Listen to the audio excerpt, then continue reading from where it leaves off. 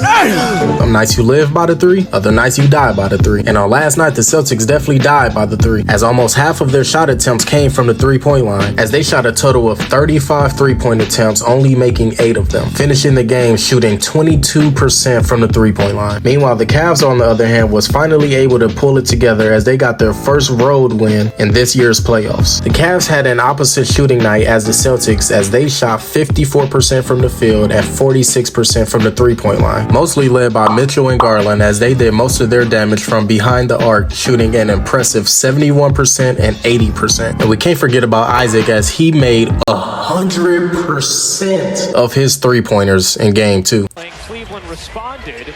Here's a Coro quick trigger and a connection.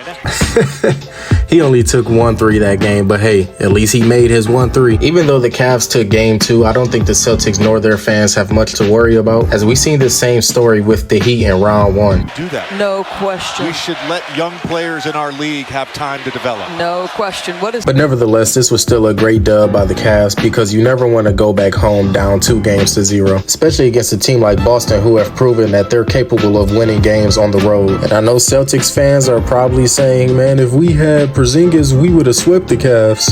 But you can't really say that, because meanwhile the Celtics are playing without Porzingis, the Cavs are also playing without Jared Allen. And if we're being honest, Allen has been looking better than Porzingis this year in the playoffs, as he's averaging a double-double with 17 points and 13 rebounds. And Porzingis, on the other hand, is only averaging 12 points and 5 rebounds a game. But regardless of who you think is more important and valuable to their team, the Cavs get a much-needed win in game 2 as they head back to Cleveland with the series tied at 1 game apiece.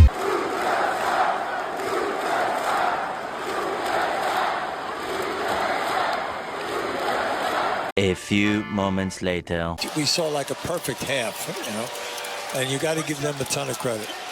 Man, I swear, sometimes these fans do not be helping out the team that they're rooting for, as it seemed like them trying to troll Luka definitely backfired, as he went on to drop 29 points, 10 rebounds, and 7 assists in game 2, combining for 58 points as PJ Washington dropped his career high with 29 points and adding 11 rebounds. The Mavericks look like a completely different team from game 1, playing a lot better on defense and this time taking advantage when they have the open shot, as they connected on almost 50% from the field and from the three-point line. Meanwhile, on the Thunder, it seemed like SGA was the only one who came to play, as he had a near triple-double with 33 points, 12 rebounds, and 8 assists. But as we all know, that wasn't enough, as the Thunder tasted defeat for the first time in this year's playoffs, and they head back to Dallas with the series tied at 1 game apiece. Maybe next time the fans will think before they speak. But not all OKC fans went home disappointed after game 2, as my boy Matt went home with 20K.